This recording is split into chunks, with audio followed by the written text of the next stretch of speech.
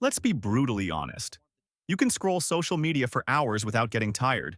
But the moment you open a textbook, your brain taps out in 15 minutes. You think you're lazy, you think you lack discipline, but that's not the truth. Your brain has been hijacked. And once you understand how, you can take full control back. What's really happening in your brain? Here's the real reason focus feels impossible. One word: dopamine. Dopamine isn't happiness, it's anticipation. It's the chemical that says, this is worth paying attention to. Your brain is constantly scanning the environment asking, where's the next dopamine hit? And modern apps, especially platforms like TikTok, are engineered to answer that question every single second. New video, new joke, new sound, new emotion, zero effort, infinite novelty. Your brain doesn't stand a chance. Why studying feels painful? Now compare that to studying. Books don't entertain you instantly. Lectures don't reward you immediately. Notes demand effort before payoff. From your brain's perspective, scrolling equals instant reward, studying equals delayed reward, and your brain hates waiting. So it doesn't mean studying is boring. It means your dopamine scale is completely unbalanced.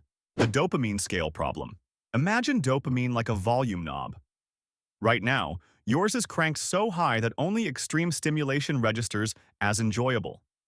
Normal activities feel dull. Silence feels uncomfortable. Focus feels exhausting. To fix this, you don't need motivation. You need recalibration. Reset your dopamine baseline. This is where most people get it wrong. A dopamine reset doesn't mean deleting every app or living like a monk in the mountains. You start small. Here's the practice. 15 minutes a day of intentional boredom. No phone, no music, no stimulation, just you and your thoughts. Walk outside. Sit quietly. Stare at a wall if you have to. At first, it will feel unbearable. Your brain will panic. It will crave stimulation. That discomfort, that's withdrawal. And withdrawal means healing has begun. What happens after 1 week? After about a week, something surprising happens. Your dopamine baseline starts to drop. Suddenly, silence feels tolerable. Simple tasks feel lighter. Focus lasts longer. Your brain, no longer overfed, starts appreciating smaller rewards again. But this alone isn't enough. Part 2. Make studying rewarding. Lowering dopamine is only half the equation. Now you need to raise studying on your brain's reward ladder. Here's how. 1. Turn studying into a game. Your brain loves completion. So stop studying in massive blocks. Break material into tiny, winnable sections. After each one, check it off. Star draw a star graph. Track progress visually. Completion equals dopamine. Use time. Challenges. Use the Pomodoro method. 25 minutes focused work. 5 minutes break. Your brain loves countdowns. Finite challenges feel exciting. Tell yourself, I only have to win the next 25 minutes. Teach out loud.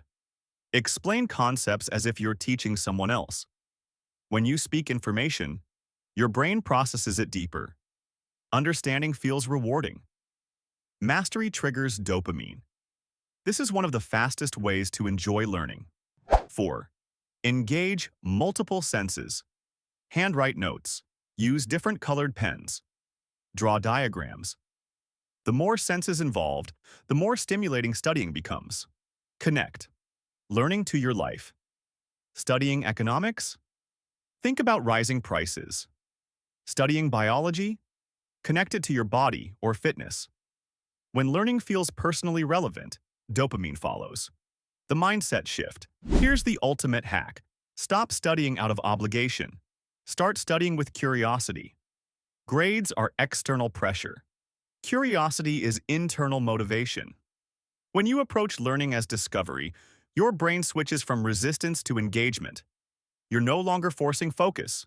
You're feeding curiosity. Real transformation. I've seen students reach for books instead of their phones during free moments.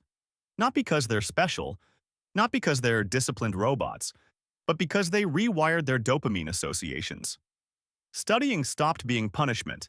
It became satisfaction. How to start today? Here's your plan. Today, 15 minutes of intentional boredom. Tomorrow, one 25-minute focused study session.